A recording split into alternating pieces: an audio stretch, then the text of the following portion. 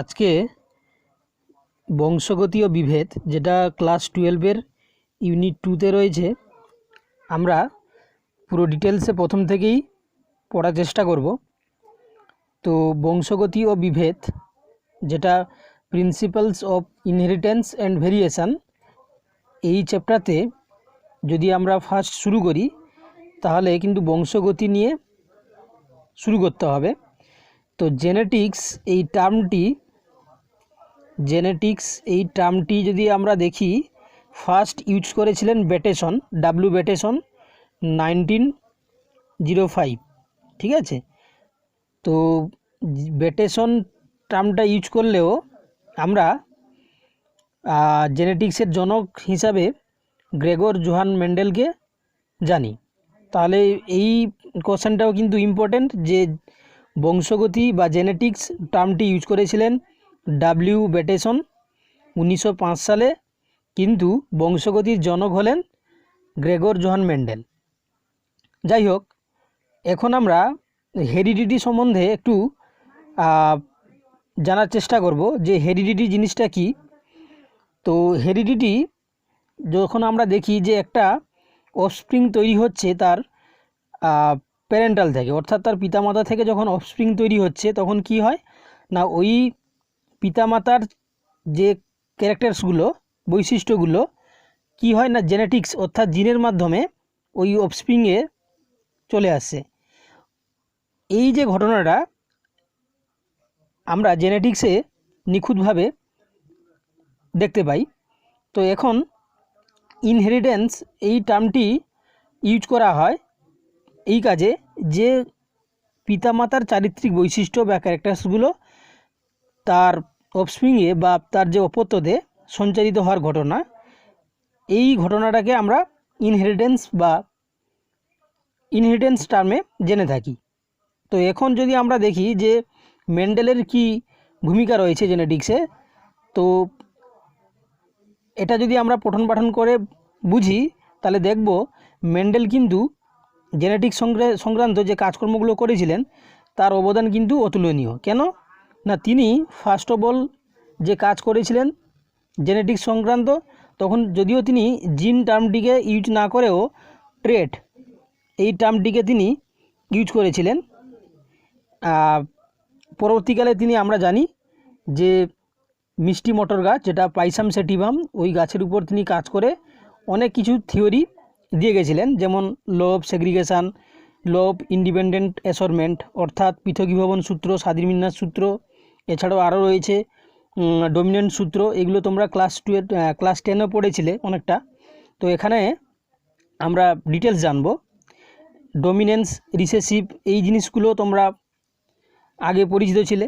তো এখন আমরা যদি প্রথম থেকে বলা শুরু করি তাহলে দেখব যে ডমিনেন্ট কাকে বলে, কি হয় না, ডমিনেন্ট হচ্ছে কি, যে কোনো একটা জিনের দুটো এলিল থাকে, সেই এলিলের, ঠিক আছে, ধরো সাপোজ আমরা ক্যাপিটাল টি স্মল টি বলছি, তাহলে এখানে একটা জিন আর দুটো এলিল, ক্যাপিটাল টি একটা এলিল আর স্মল টি একটা এলিল, সেখানে যে কোনো একজনই কি হয়, ডমিনেন্ট হয়, অর্থাৎ প্রকট হয়, সে তার বৈশিষ্ট্য দেখাবে। যখন একসঙ্গে থাকবে একটা জিন বা ওয়ান পেয়ার অফ এলিল, তখন কিন্তু এখানে যে কোনো একটা এলিল সে কিন্তু ডমিনেন্ট ফর্ম দেখাবে। যেমন এখানে ক্যাপিটাল টিকে টল ক্যারেক্টার দেখাচ্ছে ফিনোটাইপ হিসাবে, আর স্মল টি যেটা ডুয়ার্ফ দেখাচ্ছে বা বেঁটে ক্যারেক্টার দেখাচ্ছে, যেটাকে আমরা রিসেসিভ বলছি। তো একইভাবে যদি জেনোটাইপ আর ফেনোটাইপ টার্ম দুটোকে আমরা বলি, যে জেনোটাইপ আর ফেনোটাইপ আগের টার্ম দুটো যদি আমরা ক্লিয়ার করি, জেনোটাইপ হচ্ছে কি কোনো একটা জিনগত বৈশিষ্ট্য বা অর্থাৎ একটা জীবের যে বৈশিষ্ট্য দেখাচ্ছে তার জন্য যে জিন দায়ী, সেটাকে বলা হয় জেনোটাইপ।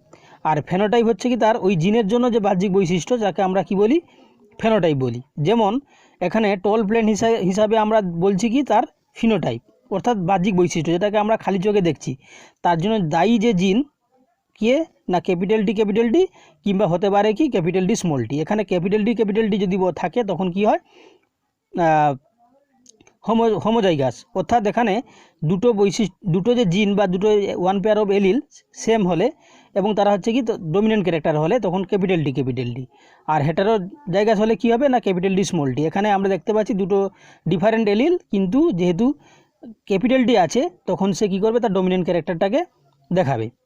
তো পিওর ব্রেড বা টল ব্লেন্ডের ক্ষেত্রে এখানে আমরা দেখব যখন পিওর টার্মটা চলে আসবে তখন কি হবে, সেম এলিল হতে হবে, তাই এখানে ক্যাপিটাল ডি। আর হোমোজাইগাস টল ব্লেন্ডের ক্ষেত্রে কি হবে, যেটা আমি একটু আগে বলছিলাম যে হোমোজাইগাস, তখন কিন্তু ক্যাপিটাল ডি হবে। হেটারজাইগাস হলে কি হবে না ক্যাপিটাল ডি, কিন্তু এখানে তার ফেনোটাইপ দেখাবে কি টল ব্লেন্ড, কেন, যেহেতু তার ক্যাপিটাল ডি এলিল রয়েছে। আর ডোয়ার্ফের ক্ষেত্রে কি হবে স্মল ডি। এই যে জেনারেল ক্যারেক্টার্সগুলো বা যে ডিসকাসগুলো হলো, এগুলো কিন্তু তোমরা ক্লাস 10এও জেনেছিলে, জাস্ট এখানে রিমার্ক করার জন্য। এবার দেখব আমরা যে কিছু টার্মিনোলজি রয়েছে যেটা জেনেটিক্স পড়ার আগে এগুলোকে জানতে হয়, যদিও সবগুলো এখানে দেওয়া নেই। আমি লেকচার প্রসঙ্গে অনেক কিছু টার্মগুলো ইউজ করব, তোমরা কিন্তু এগুলো মন দিয়ে শুনে নিবে। যেমন জেনোটাইপ কী জিনিস, যে জেনোটাইপ হচ্ছে কি একটা জিনের যে বৈশিষ্ট্য বা একটা জীবের যে বাহ্যিক ক্যারেক্টার, তার জন্য দায়ী যে জিন, সেটাকে আমরা কি বলি জেনোটাইপ। ফেনোটাইপ কি, ওই জেনোটাইপের জন্য যে বাহ্যিক বৈশিষ্ট্য দেখায় আমরা খালি চোখে দেখতে পাই, সেটাকে বলা হয় কি ফেনোটাইপ। যেমন আমরা জেনোটাইপ হিসাবে বলতে পারি ক্যাপিটাল ডি বা ক্যাপিটাল ডি স্মল ডি, এগুলো জেনোটাইপ। ফেনোটাইপ হচ্ছে কি লম্বা, বেঁটে, শঙ্খ লম্বা, এইগুলো। এলিল কি জিনিস, এলিল হচ্ছে কি একটা জিনের অল্টারনেটিভ দুটো ফর্ম, অর্থাৎ ক্যাপিটাল ডি এই যে একটা জিন, তার যে দুটো যে ক্যাপিটাল ডি একটা করে, এগুলোকে আমরা এলিল হিসাবে বলে থাকি।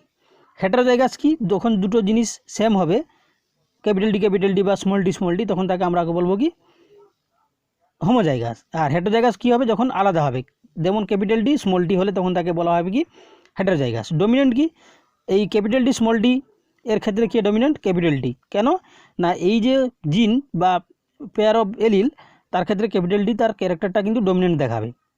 রিসেসিভ কোনটা, স্মল ডি। আর পানেট স্কোয়ার আমরা একটু পরে আলোচনা করব, যেটা আমরা চেকার বোর্ড বলে থাকি, সেখানে যখন চেকার বোর্ড করবো তখন বলবো। প্রবাবিলিটি কি হয়, ধরো সাপোজ একটা লম্বা গাছের সঙ্গে একটা আমরা বেঁটে গাছের সঙ্গে একটা ক্রস করালাম, তখন তার ক্ষেত্রে যে প্রবাবিলিটি আসবে, অর্থাৎ যে অফস্প্রিং আসবে তাদের মধ্যে লম্বা কিংবা বেঁটে হওয়ার যে প্রবণতা, সেটাকে আমরা প্রবাবিলিটি হিসাবে বলে থাকি। এবার জিন হচ্ছে কি, আমরা জানি জিন যে বৈশিষ্ট্যগুলোকে এক জনু থেকে অপর জনুতে বহন করে নিয়ে যায়, তাই না। তো জিনের যদি আমরা সঠিক ব্যাখ্যা দিই, তাহলে দেখতে পাবো যে একটা অর্গানিজমসের মধ্যে যে ক্রোমোজোম থাকে, এই ক্রোমোজোমটা কোত্থেকে এলো না, একটা নিউক্লিয়াসের যে নিউক্লিয় মেমব্রেন রয়েছে, নিউক্লিয় মেমব্রেন, ওই নিউক্লিয় মেমব্রেন থেকে যখন সেল ডিভিশনের সময় ক্রোমোজোম তৈরি করছে, ওই ক্রোমোজোমের ক্ষুদ্র অংশকে আমরা কি বলি ডিএনএ বলি। ওই ডিএনএর ক্ষুদ্র অংশ যেটাকে আমরা কি বলি জিন বলি। এই জিনগুলো কিন্তু একটা নির্দিষ্ট নিউক্লিওটাইড নিয়ে তৈরি হবে।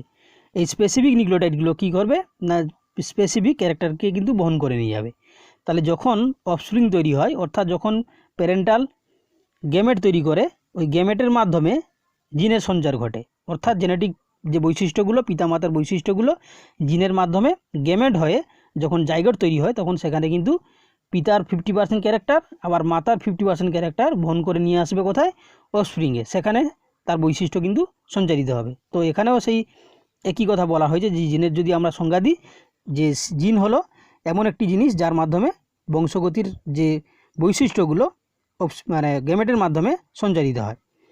ট্রেড যে টার্মটাকে কিন্তু জেনেটিক্সে গ্রেগর জোহান মেন্ডেল ইউজ করেছিলেন। হেরিডিটি টার্মটাকে আমরা প্রিভিয়াসলি আলোচনা করেছি। এখন একটু আরও কিছু টার্ম জেনে নেব, যেমন জিন পুল বলতে একটা অর্গানিজমের মধ্যে যত জিন থাকবে তাকে একত্রে বলা হয় কি জিন পুল। জিনোম কি জিনিস, একটা ক্রোমোজোমের মধ্যে সমস্ত যে জিন থাকবে তার হোল ব্যাপারটাকে কি বলা হয়, মানে হ্যাপ্লয়েড অবস্থা হতে হবে, অর্থাৎ যদি ডিপ্লয়েড জীব হয় তার হ্যাপ্লয়েড নাম্বার অফ ক্রোমোজোমে যতগুলো জিন থাকবে তখন তাকে বলা হবে কি জিনোম। এবার দেখে নেব আমরা যে জিন আর এলিলের যে ব্যাপারগুলো আমরা অলরেডি বললাম। Homozygous, heterozygous. হোমোজাইগাসের ক্ষেত্রে আমরা ক্যাপিটাল বি স্মল বি, আর হেটারোজাইগাস হলে কী হবে capital B small B capital B, এই ফর্মে থাকলে তখন তাকে আমরা কি বলবো হেটারোজাইগাস। এবার আমরা চলে যাব ডাইরেক্ট একদম মেন্ডেলের মনোহাইব্রিড ক্রসে। ঠিক আছে, যে মেন্ডেল মিষ্টি মটর গাছের উপর তার জেনেটিক্সের কাজকর্ম শুরু করেছিলেন। তো তিনি ফার্স্ট যে পরীক্ষাটা করেছিলেন সেটাকে তিনি বলেছিলেন কি মনোহাইব্রিড ক্রস। এই মনোহাইব্রিড ক্রসের ক্ষেত্রে তিনি একটা টার্ম ইউজ করেছিলেন যেটাকে বলা হয় কি রেসিপ্রোকাল ক্রস। রেসিপ্রোকাল ক্রস, এই রেসিপ্রোকাল ক্রস জিনিসটাও জানতে হবে তোমাদের, কারণ এটাও কিন্তু ডেফিনেশন আকারে তোমাদের জিজ্ঞাসা করা হয়।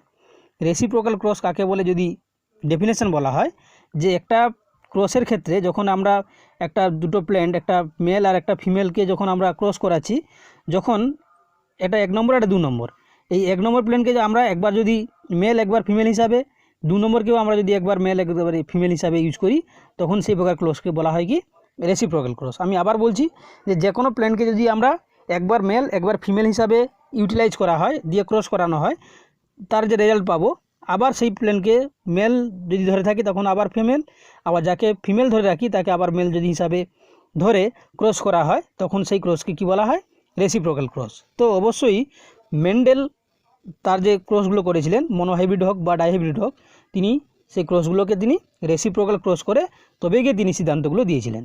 তো এখন যদি আমরা দেখি যে মেন্ডেলের মনোহাইব্রিড ক্রসের ব্যাপারটা কি, তিনি বেসিক্যালি মিষ্টি মটর গাছ যেটা পাইসাম সেটিভাম, সেই মটর গাছের আমরা জানি 7 জোড়া বৈশিষ্ট্য থাকে। সেই বৈশিষ্ট্যগুলোকে যদি আমরা একটু বলে নিই তখন বুঝতে পারবো।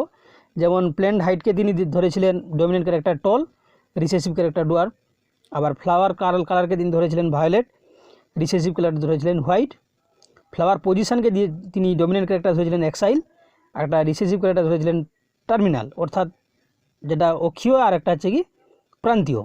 আর পোর্ট শেপ যেটা বীজের আকার, সেটা একটা হচ্ছে ইনফ্লেটেড আর একটা হচ্ছে কনস্ট্রিক্টেড, অর্থাৎ একটা যেগুলো হচ্ছে কি প্রাচীরগুলো ফাঁপা আর একটা হচ্ছে কি খাঁচকাটা। পটের যে কালারগুলো সেগুলোকে তিনি ধরেছিলেন সবুজ আর হলুদ। সিড শেপকে ধরেছিলেন রাউট আর হচ্ছে কি মানে গোল আর কুঞ্চিত। সিড কালারকে ধরেছিলেন ইয়েলো আর গ্রিন। এই 7 জোড়া বৈশিষ্ট্যকে তিনি নিয়ে মূলত কাজ করেছিলেন। তার মধ্যে মনোহাইব্রিড ক্রসে তিনি 1 জোড়া বৈশিষ্ট্যকে নিয়েছিলেন, সেটা হচ্ছে কি লম্বা আর বেঁটে। তো যদি আমরা লম্বা বেঁটে ধরি, তাহলে এখানে তিনি যদি আমরা ক্রস করে দেখি তাহলে জিনিসটাকে আরও ভালো বুঝতে পারবো। যেমন তিনি লম্বা গাছকে ধরেছিলেন কি ক্যাপিটাল ডি, আর বেঁটে গাছকে ধরেছিলেন কি স্মল টি। ঠিক আছে, এটা হচ্ছে কি টল, এটা ডুয়ার্ফ। এটাকে তিনি ধরেছিলেন যদি মেল, আর এটা হচ্ছে কি এটা মেল, এটা ফিমেল। এবার দেখবো আমরা কি না এখানে গ্যামেট তৈরি করবে, এখানে ক্যাপিটাল ডি গ্যামেট তৈরি হবে, এখানে স্মল টি গ্যামেট তৈরি হবে। এটাকে আমরা কি বলি গ্যামেট, আর এটা হচ্ছে কি প্যারেন্টাল। এবার এই দুটো গ্যামেট পরস্পর ফার্টিলাইজ করে capital D small tea F1 zygote তৈরি করলো, অফস্প্রিং তৈরি করলো। এবার তিনি বলেছিলেন এখানে মনে রাখার বিষয় যে F1-এ অবশ্যই কি হবে না, যদি দুটো আমরা পিওর গাছকে নিই, একটা লম্বা একটা বেঁটে তিনি নিয়েছিলেন, তিনি বললেন যে F1-এ অবশ্যই কি হবে, যে ক্যারেক্টারটা এটা যদি আমরা ডমিনেন্ট ধরি, এটা যদি আমরা রিসেসিভ ধরি, তাহলে ডমিনেন্ট ক্যারেক্টারটাকেই প্রকাশিত পারবে কোথায় F1-এ, অর্থাৎ এখানে আমরা লম্বা গাছ দেখতে পাবো, লম্বা মটর গাছ। তাহলে এটা হচ্ছে কি ফার্স্ট বৈশিষ্ট্য। এবার দেখে নেব আমরা তিনি কি করলেন না, ওই ক্যাপিটাল ডিকে অর্থাৎ F1-এ উৎপন্ন হওয়া উদ্ভিদকে তিনি কি করলেন সেলফিং করলেন, সেলফ পলিনেশন করলেন। সেলফ পলিনেশন করার পর তিনি দেখলেন কি হয় না, এখানে বোঝা যাচ্ছে যে দুটো গ্যামেট তৈরি হবে ডিফারেন্ট, এটা ক্যাপিটাল ডি স্মল ডি, এখানেও সেই ক্যাপিটাল ডি স্মল ডি। এগুলোকে যদি আমরা পরস্পরের সঙ্গে ক্রস করাই, অর্থাৎ তৈরি হবে কি ক্যাপিটাল ডি, অর্থাৎ এটার সঙ্গে এটা, আবার ক্যাপিটাল ডি স্মল ডি, এইটার সঙ্গে এটা, আবার স্মল ডি। আমরা দেখতে পাচ্ছি এখানে জিনোটাইপ যেটা তৈরি হলো capital D, capital D small D আর স্মল ডি। এদের যদি আমরা ফিনোটাইপ বসাই, এটা টল হবে, এটাও টল হবে, এটাও ডুয়ার্ফ হবে। তাহলে জিনোটাইপ ক্ষেত্রে যদি আমরা রেশিও করি, তাহলে দেখতে পাচ্ছি কি 1:2:1। কেন? ক্যাপিটাল ডি একটা, ক্যাপিটাল ডি স্মল দুটো, স্মল ডি একটা। আর যদি ফিনোটাইপ যদি আমরা করি 3:1, অর্থাৎ লম্বা এবং বেঁটে যদি আমরা রেশিও করি সেটা হবে ফিনোটাইপ ক্যারেক্টার, তখন 3:1। তাহলে এইটা ছিল কি মেন্ডেলের মনোহাইব্রিড ক্রস। তাহলে মনোহাইব্রিড ক্রসের ক্ষেত্রে আমরা যদি জিজ্ঞাসা করি তোমাদের, তাহলে অবশ্যই তোমরা বলবে যে মেন্ডেলের মনোহাইব্রিড ক্রসের জেনোটাইপিক রেশিও 1:2:1 আর ফিনোটাইপিক রেশিও তাহলে 3:1। এই ছিল মেন্ডেলের মনোহাইব্রিড ক্রস বা একসঙ্কর জননের ব্যাপার।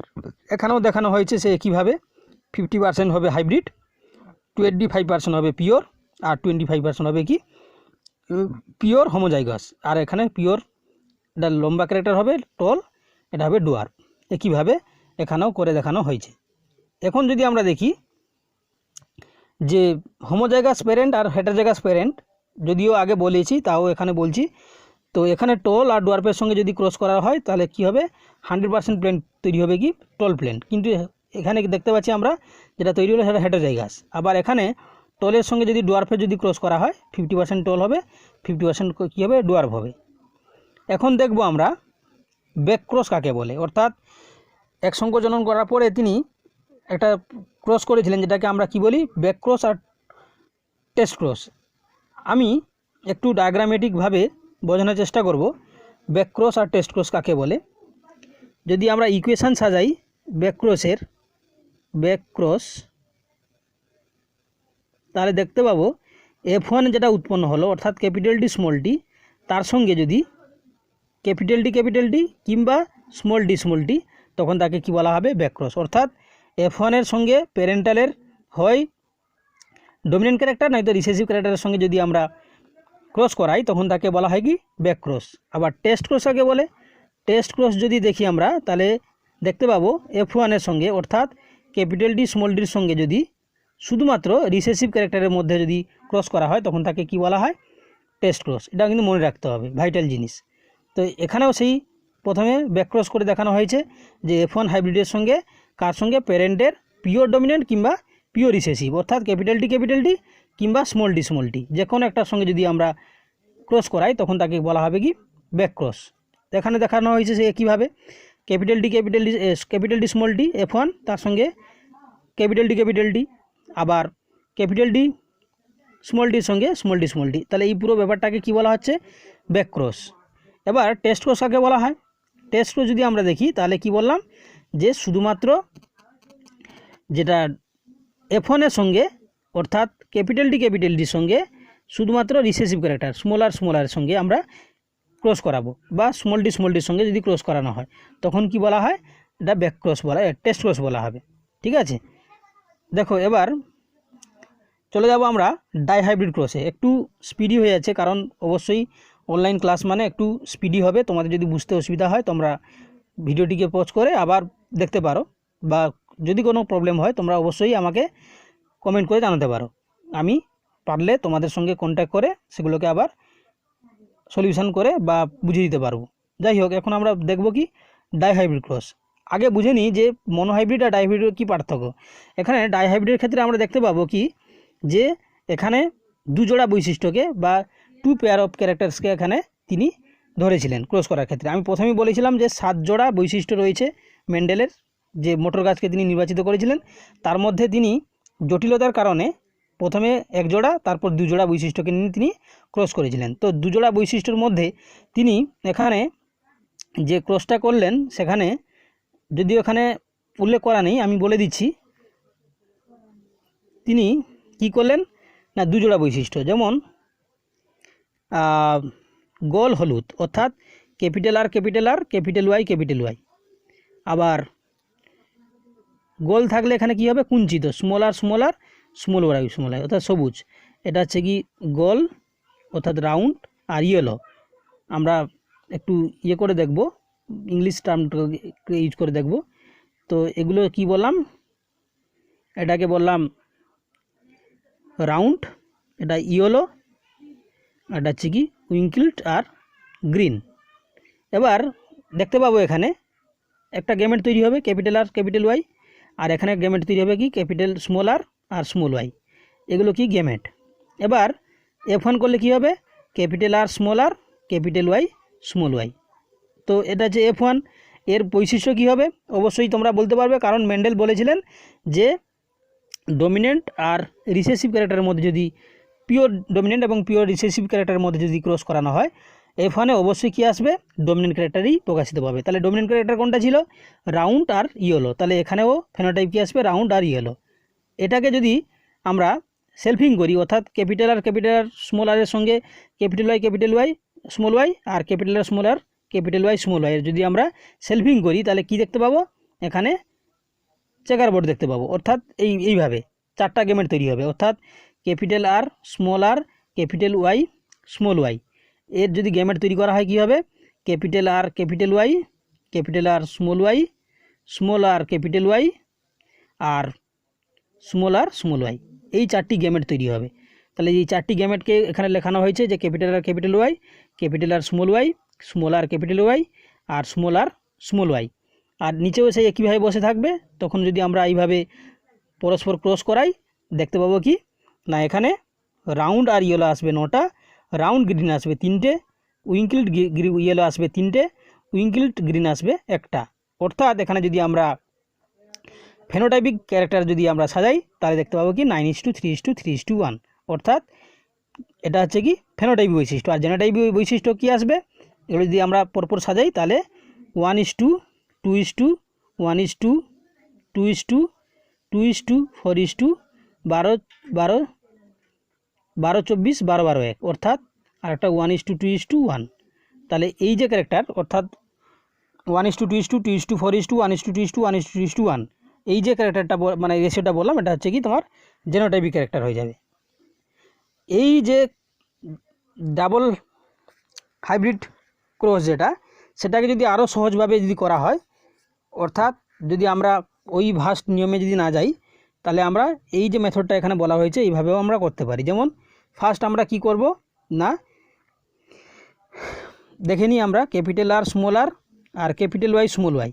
তাহলে এখানে ক্যাপিটাল আর সঙ্গে আমরা ক্যাপিটাল আরকে গুণ করতে পারি, আবার ক্যাপিটাল ওয়াই সঙ্গে small R capital Y small আরকে যদি ক্রস করাই, তাহলে এখানে ফার্স্টে আসছে কি, এখানে capital R small R small আর। তো এখানে ক্যাপিটাল আর আসছে কত, 4টার মধ্যে 1-এর 4 ক্যাপিটাল আর আর 1-এর 2 মানে হাফ আসছে কি, যেহেতু 2-এর 2/2, তাহলে 4টার মধ্যে কি 2/4, তাহলে 1-এর 2, তাহলে 1-এর 2 আসছে কি ক্যাপিটাল আর 1-এর 4 আসছে কি স্মল আর। একইভাবে আমরা যেটা এখানে দেখালাম যে ক্যাপিটাল ওয়াই স্মল ওয়াই আর ক্যাপিটাল ওয়াই স্মল ওয়াই সঙ্গে যদি আমরা ক্রস করাই, তাহলে একইভাবে এখানে আসবে কি এই রেশিওটা আসবে। এবার প্রত্যেকটার সঙ্গে যদি গুণ করাই আমরা, অর্থাৎ 1-এর 4 স্মল ক্যাপিটালের সঙ্গে যদি এটার সঙ্গে পুরোটাই গুণ করাই, সেই একইভাবে এগুলো যদি গুণ করাই, তাহলে এই রেশিওটা আমরা পেয়ে যাব খুব সহজভাবে। এটা কিন্তু অসুবিধা হবে না। যদি অসুবিধা হয় তাহলে অবশ্যই জানাবে। কেন, এই ক্রসটা কিন্তু করতে অনেক সুবিধা। কেন এখানে করা হয়েছে, যদিও 1-এর 4 ক্যাপিটালের সঙ্গে এই 3টাকে গুণ করা হয়েছে, আবার 1-এর 2 ক্যাপিটাল স্মলের সঙ্গে এই 3টাকে গুণ করা হয়েছে, আবার 1-এর 4 স্মলের সঙ্গে এই 3টাকে গুণ করা হয়েছে। তাহলে আমরা পেয়ে যাব রেশিও। কিভাবে, এখানে দেখতে পাবো যে 1:2:2:4:2:1:2:1, এটা হচ্ছে জেনোটাইপ বৈশিষ্ট্য। আর ফেনোটাইপ বৈশিষ্ট্য কী হবে না, এগুলো যদি আমরা ক্যারেক্টারে যদি বসিয়ে দিই, তাহলে 9:3:3:1 পেয়ে যাব কি তার ফেনোটাইপিক রেশিও। এবার আমরা দেখব যে ডাইহাইব্রিড ক্রসের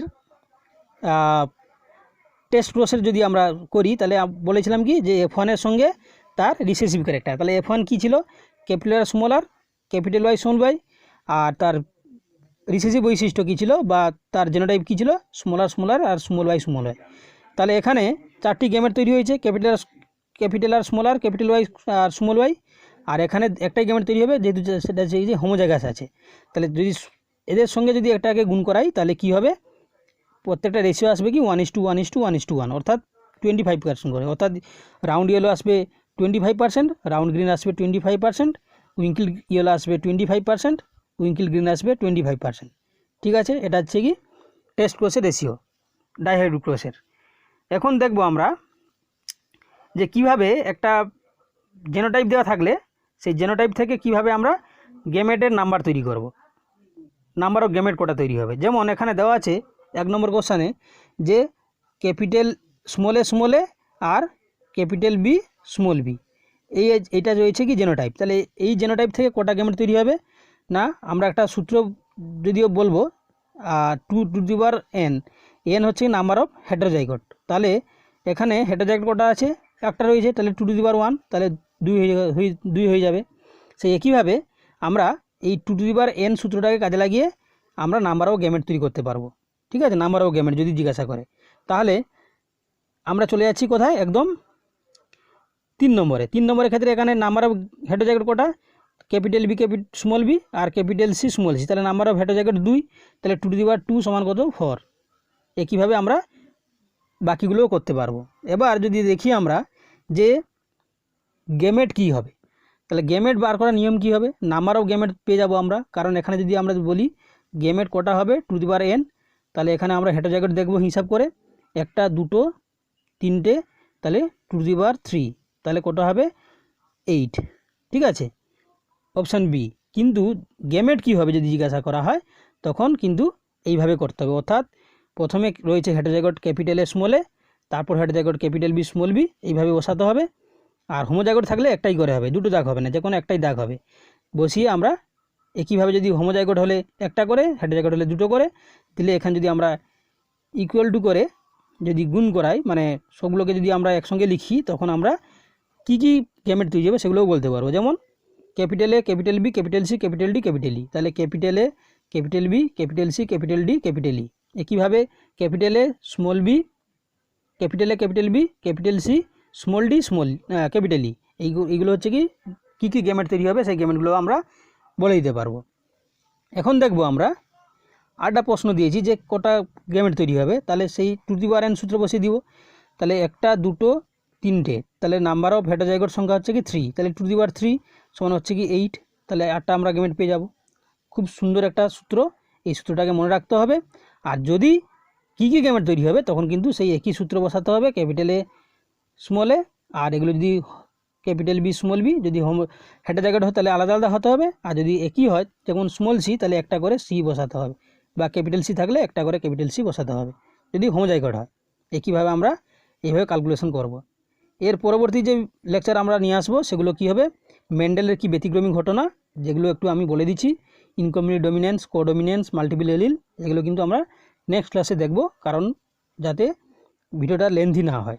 তো এই পর্যন্ত যতটুকু আমি বললাম, যদি তোমাদের কোনো বুঝতে অসুবিধা হয় তোমরা অবশ্যই আমাকে জানাবে, আমি অবশ্যই নেক্সট লেকচারে সেগুলোকে সলিউশন করে নেক্সটগুলো আমরা পড়া শুরু করব।